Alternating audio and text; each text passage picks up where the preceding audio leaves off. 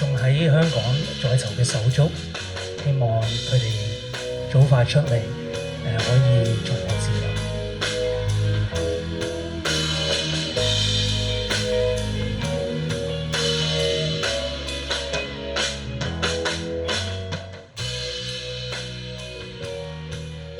咁我哋為民主自由繼續行落去。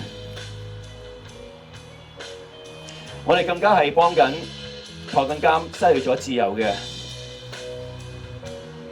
同埋因為國安法同埋23條想行都行唔到嘅人，我哋幫佢哋行埋。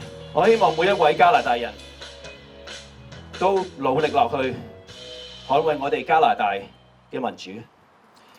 Let's begin to walk。我哋開始行啦。Fight for freedom! Stand with Hong Kong! Release political prisoners!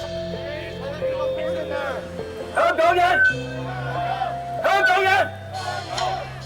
Fight for freedom! Stand with Hong Kong! Fight for democracy! 誰可跟你分離？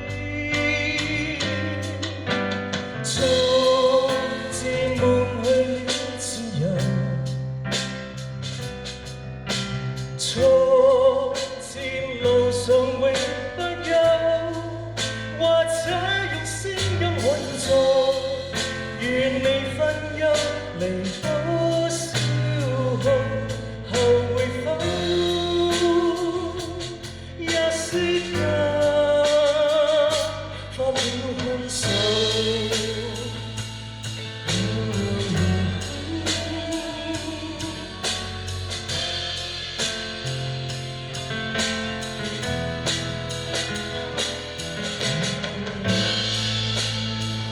Let us remember, we have the freedom to speak, the freedom to remember, and the freedom to organize. Freedoms denied to those in Hong Kong and in China. It is our responsibility to be their voice, to protect the truth, and to support those who continue to fight for justice and dignity.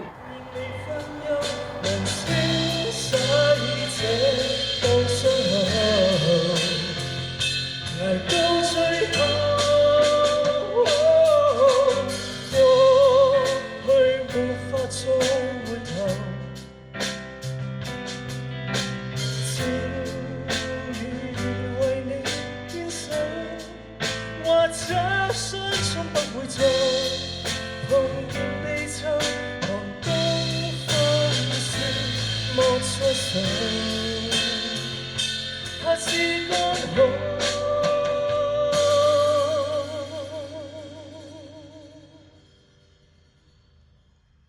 抱你未夠。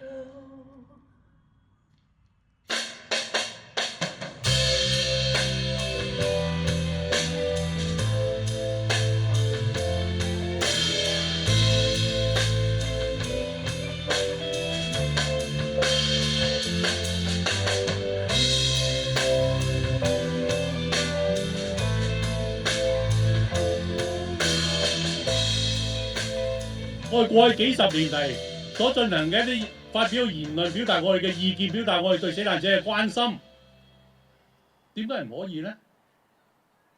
點解中共要去怕得要死，要倒退啊？呢啲係咩嘢啊？因為喺一個極權社會嘅控制底下，人民單打獨鬥係唔能夠成事嘅。我哋都關注到喺香港目前我哋面對嘅鎮壓，因為我哋已經有好多嘅人呢係被莫須有嘅罪名嚟到收監。共產黨係搞組織起家嘅，佢哋好清楚知道，當群眾冇組織，所有組織都係喺共產黨領導底下嚟到運作嘅時候呢，佢就可以予取予攜。In recent years, we have been seeing propaganda outlets linked to Chinese Communist Party release so-called June 4th truth 六四真相 materials designated to distort and obscure the real memory of the June 4th massacre. 喺1989年，北京出現咗一班好勇敢嘅學生，但六四之後，鎮壓、清場、封口，真相被埋葬，良知被禁聲。香港喺過去嗰30幾年，曾經係少數可以悼念六四嘅地方，係不要遺忘嘅喚醒之地。但係今日維園嘅燭光唔見咗，唔可以再講六四、平反六四等等呢啲咁嘅語句，悼念變成咗非法集結，記得變成咗危害國家安全。由當年89係上去支援天安門嘅朋友，去到喺香港舉辦六四維園晚會，每年等我哋有一個空間、有一個機會喺六四悼念嘅朋友，以至可能係14年、15年、16年、17年、18年、19年抗爭，去到20年、21年到依家，依然係希望每一個喺抗爭裏邊受苦受困嘅人接到佢出嚟，幫到佢出嚟，依然係屹立不倒嘅。我相信我哋今日喺度都係有同一個願望、同一個期盼、同一個願景。好感謝今日喺六四36週年，依然係會企出嚟喺今日溫哥華六四晚會集會。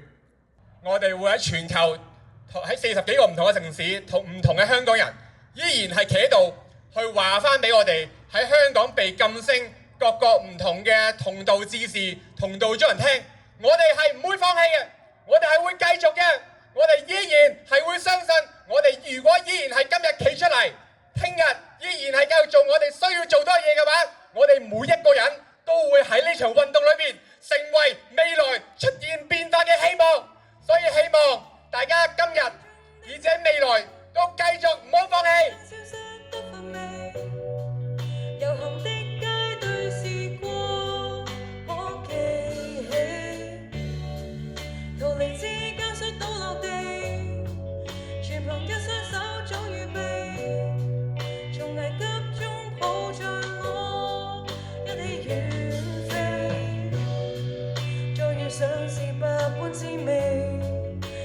自由未放棄，繼續革命創出人生的傳奇。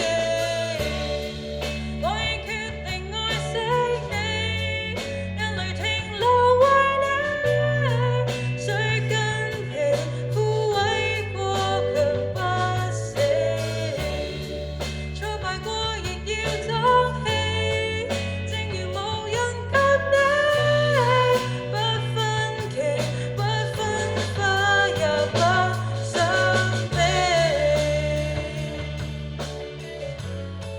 但係我哋有一個共同嘅目標目的，就係我哋唔想我哋個民族被毀滅消失咗。